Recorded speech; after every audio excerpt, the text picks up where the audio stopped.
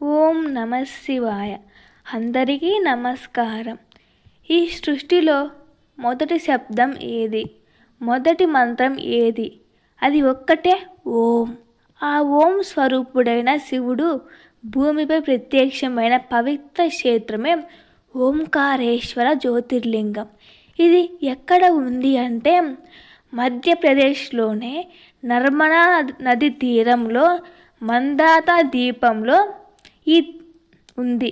ఈ ద్వీపం ఆకారం పైనుంచి చూస్తే ఓం ఆకారంలో ఉంటుంది. ఇదే ఈ క్షేత్రపు అద్భుతం. అసలు ఓంకారేశ్వర నామార్థం ఏమిటంటే ఓం అంటే పరబ్రహ్మనాదం, కార అంటే ఆకారం శబ్దం, ఈశ్వర అంటే పరమేశ్వరుడు, ఓంకారనాదంగా ఉన్న శివుడు, అందుకే పేరు ఓంకారేశ్వరుడు. ఇక్కడ శివుడు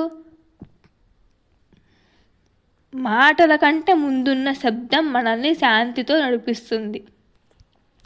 పురాణాల ప్రకారం నర్మదా నది శివుడి చెమట నుండి జన్మించిన నది అని, నర్మదా తీరంలో పాద స్పర్శతోనే పాపాలు క్షీణిస్తాయని చెబుతారు.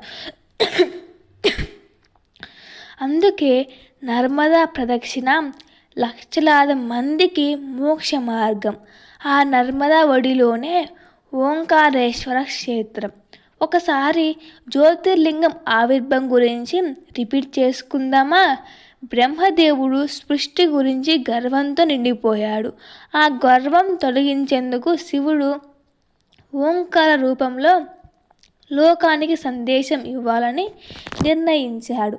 అప్పుడే నర్మదా మధ్యలో ఒక దివ్య కాంతి వెలిసింది. అదే ఓంకార జ్యోతి. ఓంకారేశ్వరం జ్యోతిర్లింగానికి అత్యంత ముఖ్యమైన పురాణ గాథ తెలుసుకుందాం. వింధ్యా పర్వత అహంకారంతో నేను హిమాలయాల కంటే ఎత్తుగా ఎదగాలి అని పెరుగుతూనే ఉంది. సూర్య మార్గాన్ని అడ్డుకుంది. లోక సమతుల్యత భంగం. దేవతలందరూ అగస్త్య మహర్షిని ఆశ్రయించారు. అగస్త్యాసుడు తిరిగి రాలేదు. వింధ్యుడు అహంకారం తొలగి అతడు శివుడిని ప్రార్థించాడు. శివుడు అతని ముందు ఓంకారేశ్వర జ్యోతిర్లింగంగా ప్రత్యక్షమయ్యాడు. తరువాత కాలంలో ఐక్ష్వక వంశానికి చెందిన మందాతరాజు నర్మదా తీరంలో 1000 సంవత్సరాలు తపస్సు చేశాడు.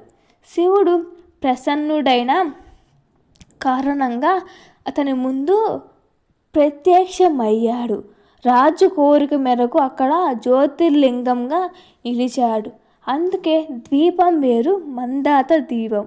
ఓంకారేశ్వర క్షేత్రంలో 2 లింగాలు ఉన్నాయి. ఒకటి ఓంకారేశ్వరుడు, ఇంకొకటి మమలేశ్వరుడు అంటే అమలేశ్వరుడు. ఓంకారేశ్వరుడు పరమాత్మ, మమలేశ్వరుడు జీవాత్మ.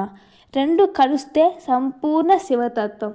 ఆలయ నిర్మాణ చరిత్ర ఏమిటంటే పడమర రాజులు, పకోల్కర్ వంశం అనేక పునర్నిర్మాణాలు చేశారు. కానీ లింగం మహిమ మాత్రం శాశ్వతం. ఇక్కడ దీపం ఓంకారంలో ఉండటం, నర్మదా నది అభిషేకం, 2 లింగాల దర్శనం లేకుండా పూజ పూర్తి కాదు.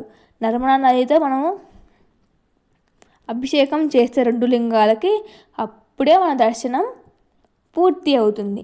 మంత్ర జపానికి అద్భుతమైన శక్తి, ధ్యానానికి అత్యంత అనుకూల స్థలం. ఓంకారేశ్వర దర్శనం చేస్తే అహంకారం నశిస్తుంది, మనస్సు శాంతిస్తుంది, గ్రహ దోషాలు తగ్గుతాయి, ఆధ్యాత్మిక పురోగతి, మోక్ష మార్గం సులభం. ఓంకారేశ్వరుడు నిజతత్వం ఏమిటంటే ఓం జపం చేయి, నీవే నాతో ఐక్యమత్యం అవుతావు. శబ్దం నుంచి శూన్యానికి, శూన్యం నుంచి శివతత్వానికి చేరుతావు. చివరిగా ఓంకారేశ్వరుడు శివుని నాద స్వరూపం. సృష్టి మొదట స్పందన ఓం. ఉన్నంత వరకు శివుడు ఉన్నట్టే. ఓం నమ శివాయ. ఇంతటితో ఓంకారేశ్వరం గుడి గురించి పూర్తిగా తెలుసుకున్నాం. చాలా పూర్తిగా ప్రత్యేకతలు, అద్భుతాలు తెలుసుకున్నాం, ఇతిహాసం కూడా. నెక్స్ట్ కేదార్నాథ్ జ్యోతిర్లింగంతో మళ్ళీ కలుద్దాం. ఇంకెన్నో పురాణ కథలు, ఆలయ పుణ్యక్షేత్రాలు ప్రతిదీ క్లియర్గా తెలుసుకుందాం. సో నేను చెప్పిన దాంట్లో ఏదైనా తప్పు ఉంటే మన్నించండి, అలాగే కామెంట్ చేయండి. ఇంకెన్నో వీడియోస్తో మనం కలుద్దాం. అలాగే ఓం నమ శివాయ అనే మంత్రం మన మనసును ఎంతో ప్రశాంతత చేస్తుంది. కాబట్టి ఆ మంత్రాన్ని ఎల్లప్పుడూ జపిస్తూ ఉండండి. మనం ఎప్పటికీ దేవుడి కాడ చేరుకోవాల్సిన వాళ్ళమే. ఇదంతా ఒక మాయ. Thank you for watching. Please share and subscribe and like.